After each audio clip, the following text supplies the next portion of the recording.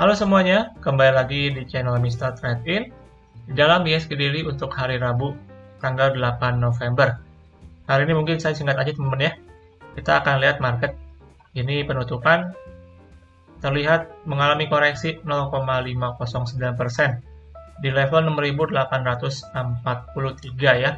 Di sini terlihat hari ini market cukup mengalami koreksi dengan jumlah emiten yang melemah mencapai 466 emiten. Ini kalau saya bilang hari ini market kita kena rejection teman-teman ya, karena berada di resisten, sehingga banyak investor ataupun trader yang melakukan aksi taking profit, sehingga terlihat hari ini market kita cukup memerah. Secara sektoral kita perhatikan juga mayoritas cenderung merah dengan sektor cyclical, lalu juga sektor energi ini mendorong pelemahan, dan juga sektor perbankan ya, kalau saya perhatikan seperti Bank BCA, Mandiri, dan juga Bank BNI terpantau mengalami koreksi. Sedangkan properti, non-cyclical, dan juga infrastruktur secara sektoralnya bisa ditutup hijau. Lalu untuk rupiah, hari ini kembali sedikit melemah setelah kemarin sempat menguat signifikan, dan rupiah kita sekarang di kisaran 15.650-an. Nah, secara teknikal kita perhatikan di sini seperti tadi saya jelaskan di awal, ya kita kepentok di resisten teman-teman di sini kurang lebih di 6.880-an sampai dengan 6.900. Ini merupakan area resisten untuk JC kita.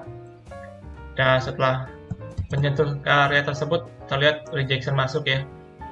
Banyak yang melakukan aksi taking profit kalau saya rasa di sini, sehingga secara market cukup terreject hari ini, walaupun secara closingan ini ada sedikit tarikan sewaktu penutupan tadi. Nah, untuk potensi besok, kalau saya rasa ini market kita akan bisa kembali menguji ya ke resisten lagi. Nah, dari sini kita baru perhatikan apakah kembali terreject lagi teman-teman. Kalau misalkan terreject lagi di sini, maka kecenderungannya bisa mengalami koreksi kembali ya, ataupun reversal ke bawah lagi. Jadi sementara level yang perlu diperhatikan untuk IHSG kita, kalau menurut saya adalah di level 6.900 ya. 6.900 ini merupakan level yang wajib ditembus oleh IHSG kita apabila mau konfirmasi untuk lanjut menguat ke atas. Tapi selama masih kepentok di area ini potensinya bisa kembali mengalami koreksi kembali. Oke? Jadi sementara akan sedikit sideways menurut saya di sini di atas dengan potensi menguji resisten. Tapi kita perlu perhatikan kalau misalkan nggak mampu untuk break ke atas resistennya, maka IHSG kita akan kembali kecenderungannya ke arah korektif teman-teman. Oke? Lanjut ya, hari ini untuk emiten ini saya akan ada sedikit untuk APLN ataupun Agung Podomoro. Di sini untuk Agung Podomoro terlihat secara laporan keuangan mereka per kuartal 3 itu mengalami penurunan ya teman-teman.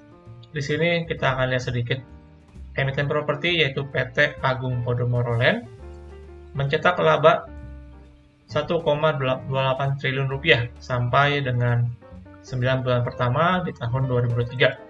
Dan raihan ini turun dari periode yang sama tahun sebelumnya yang sebesar 2,35 triliun. Jadi kita perhatikan ini Agung Podomoro Land semakin ke sini secara laporan keuangannya kembali menurun dibanding tahun sebelumnya. Ini terlihat ya bahwa nggak seperti emiten properti yang lain seperti misalkan Summarecon dan juga BSD yang kembali meningkat secara laporan keuangannya, namun ini kebalikan Agung Podomoro terlihat mengalami penurunan teman-teman. Nah, kita akan lihat coba kepada teknikalnya ya untuk APLN. Di sini Agung Podomoro Land saya lihat hari ini mengalami koreksi 3% dan posisinya terakhir dia sempat break dari support di sini di 140 138 sampai 140. Di sini dia di break supportnya. dan akhirnya kembali mengalami koreksi dan sekarang berada di 120-an.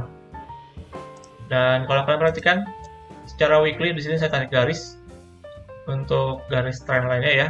Ini posisinya untuk APLN break ya, patah tren nih dari tren ini.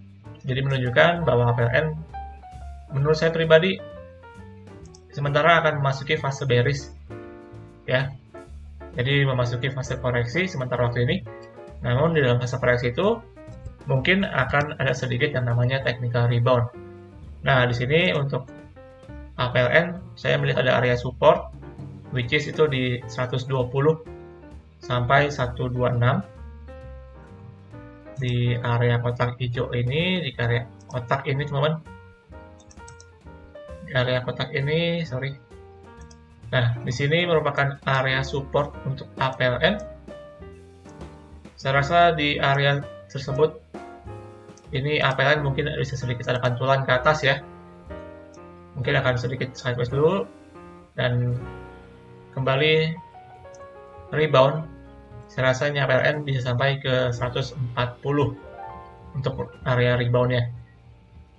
Jadi secara pendek bisa kalian perhatikan ya di area support 120 sampai dengan 126 kurang lebih. Dengan potensi untuk momentum technical rebound yang terdekat ke 130-an, nextnya ke 140. Tapi overall ini untuk APLN udah patah tren, jadi saya rasa masih bisa mengalami koreksi kembali secara panjangnya. Oke, dan itu sejalan ya dengan tadi kita bahas cara laporannya yang terlihat memang kembali turun lagi, jadi menunjukkan bahwa kinerja ini dari segi APLN itu cukup kurang bagus, teman-teman. Oke, kemudian yang terakhir untuk update saham ataupun pantauan untuk besok. Saya akan berikan dua untuk pantauannya. Yang pertama BRIS, ini Bank Syariah Indonesia. Saya lihat posisinya cukup kuat ya. So far ada support untuk BRIS di 1450 sampai dengan 1500 kurang lebih. Ini merupakan area support. Jadi untuk kalian yang mungkin mau coba akumulasi ataupun spekulasi, silakan coba ya di area tersebut di 1450 sampai dengan 1500. Dengan potensi saya rasa ini kalau misalkan dia rebound bisa sampai ke 1550 bahkan sampai ke 1600 ya. Oke.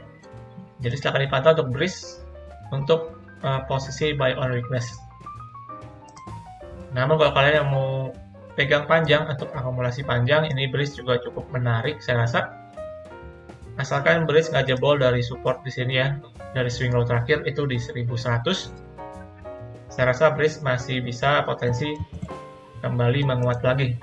Karena BRIS ini merupakan bank syariah yang merupakan topangan dari 3 bank BUMN teman-teman. Jadi seperti Bank Mandiri, Bank BNI dan juga Bank BRI ini kepemilikan dari Bank Syariah Indonesia ini. Jadi harusnya bank ini cukup oke secara panjang. Jadi bisa kalian perhatikan di area-area support terdekatnya. Oke, kemudian yang kedua untuk pantauan ada Unilever. Di sini saya melihat Unilever selama beberapa hari terakhir di sini posisinya sideways teman-teman. Nah di sini sideways merupakan area yang cukup tepat untuk kita bisa spekulasi ya. Di sini kalau saya lihat secara pendek untuk Unilever so far dia ada support di 3.500 sampai dengan 3.550. Ini area support untuk Unilever sementara waktu secara jangka pendek ya. Saya rasa kalau misalkan Unilever berhasil mempertahankan di atas area tersebut, ada potensi kembali bisa mengalami rebound kembali. Untuk yang terdekatnya di sini mungkin bisa menguji kembali ya ke 3.600-an. Lalu nextnya bisa juga pullback sampai ke 3.700. Jadi Unilever silakan dipantau. Ini saya rasa ada momentum untuk bisa mengalami rebound. Jadi silahkan dipantau di area-area supportnya ya. So far yang terdekat itu di 3.500 sampai dengan 3.550. Oke? Jadi itu aja teman-teman hari ini ya, singkat aja. Dan untuk market, so far di sini kita masih melihat untuk rejection, jadi perlu kalian perhatikan di level 6.900 ya. Apakah IHSG kita mampu untuk break ke atas level tersebut atau justru akan terreject dari level tersebut, teman-teman. Jadi demikian untuk hari ini di dalam IHSG Daily untuk hari Rabu tanggal 8 November 2023. So, thank you teman-teman untuk kesempatannya hari ini. Jangan lupa juga untuk lakukan kembali analisa ulang untuk semua analisa yang saya berikan. Jangan lupa untuk subscribe, like, dan komen, serta share kepada teman-teman kalian.